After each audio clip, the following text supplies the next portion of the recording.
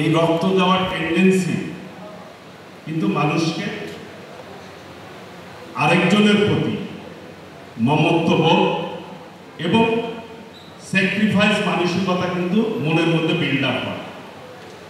এবং যে ব্যক্তি রক্ত দেয় একজনকে, তার কিন্তু ওই ব্যক্তি যখন হেঁটে যায় তখন কিন্তু তার মনে হয় যে আমার রক্ত বহন করছে এই ব্যক্তিটি। কিন্তু যে রক্ত নেয় সে কিন্তু ওই কথাটা মনে রাখে না সঠিকভাবে। এটি হচ্ছে বাস্তবতা। একজন বক্তা যখন বলছিল যে আমরা যখন রক্ত দেই, যাকে দেই সে ঠিকভাবে খেয়ালই করে না, আমাদের দিকে স্মরণও রাখে না। এটা কিন্তু বাস্তবতা। আমি আমার জীবনে আমি অনেকবার রক্ত দিয়েছি। আমার সবচাইতে যেটি ভালো লেগেছে, আমার মা যেদিন হসপিটালে অপারেশন করে, পিজি হসপিটালে, আমি তখন ঢাকা বিশ্ববিদ্যালয়ের প্রথম বর্ষের ছাত্র, আমার মার অপারেশনে আমি আমার রক্ত দিয়েছি প্রথম। এটি দেওয়ার পরে আমার সবচাইতে আনন্দ লেগেছে যে আমি আমার জন্মদাতা মাতৃ আমার মাকে আমি রক্ত দিতে পেরেছি। আমার রক্তের গ্রুপ হচ্ছে বি পজিটিভ।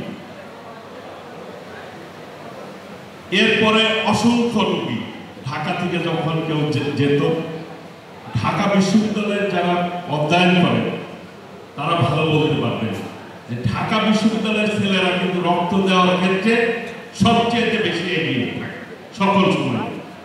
যখনই কোনো রক্তের প্রয়োজন হয় কারণ, তখন ওই আমরা হলগুলোতে আমরা আহ্বান জানাতাম বা হলের গেস্ট রুমে আমরা নোটিশ টানিয়ে দিতাম যে রক্তের প্রয়োজন। দ্রুত দেখা গেল যে রক্তের ডোনাররা এসে হাজির হতো। এক ভাই যে দুঃখ করলেন, আমি এইরকম একজনকে রক্ত দিয়েছিলাম, অ্যাক্সিডেন্ট হয়েছে আমার এই টাঙ্গাইলেরই একজন অ্যাক্সিডেন্ট করেছে, 2 ব্যাগ রক্ত দরকার। একসাথে কিন্তু 2 ব্যাগ রক্ত দেওয়া যায় না। আমি তাৎক্ষণিকভাবে, যেহেতু তার একটি পা কেটে ফেলতে হবে, আমি তাৎক্ষণিকভাবে আমার কাছ থেকে রক্ত নেওয়া হলো। আমি 2 ব্যাগ রক্তই ওই লোককে দিয়েছি। তো কোনো অসুবিধা হয়নি, কিন্তু ঘামটা বেশি হয়েছে। কিন্তু ওই ব্যক্তি জিনিসটা কিন্তু সঠিকভাবে মনে রাখে নাই এখন পর্যন্ত। কিন্তু আমি যখন ওনাকে দেখি, তাকে দেখি যে এই লোকটা তো আমার রক্ত বইছে তার শরীরে, তো আমি সবসময় স্মরণ করি। কিন্তু উনি আমার বিপক্ষে অনেকবার অনেক কাজ করেছে, পদক্ষেপ নিয়েছে।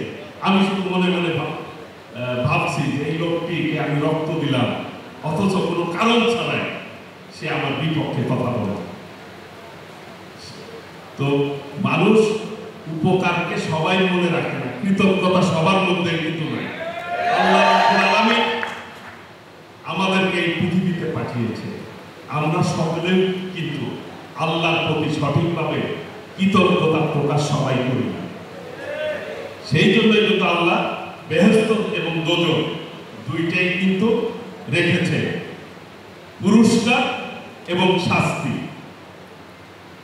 কাজে স্বেচ্ছাসেবী ভাইয়েরা, আপনারা ত্যাগ স্বীকার করেন, এই ব্যাপারে আপনাদের সাধুবাদ জানাই। কখনোই প্রতিদান আশা করবেন না, আল্লাহ রাব্বুল আলামিন আপনাদেরকে প্রতিদান দিবেন ইনশাআল্লাহ।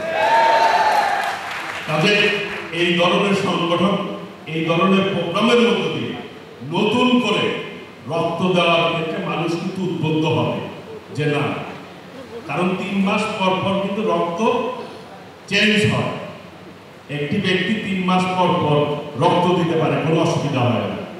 কিন্তু এই রক্তের, যেটা আমাদের রাশেদ বলছিল যে ওর সন্তানের রক্তের প্রয়োজন হয়েছে, এই স্বেচ্ছাসেবী সংগঠনটি রক্ত দিয়েছে, উপকার এসছে। আপনারা নীরবে নিবৃত্তে অসংখ্য মানুষের জীবন রক্ষা করেন। কাজে আপনারা একমাত্র আল্লাহ রাব্বুল আলামিনের কাছ থেকে প্রাপ্তি চেষ্টা করবেন, দুনিয়াতে কোনো প্রাপ্তি এই বিষয়ে চেষ্টা করবেন না। তাহলে দেখবেন রক্ত দেওয়ার ক্ষেত্রে আরো ভালো লাগবে আপনাদের।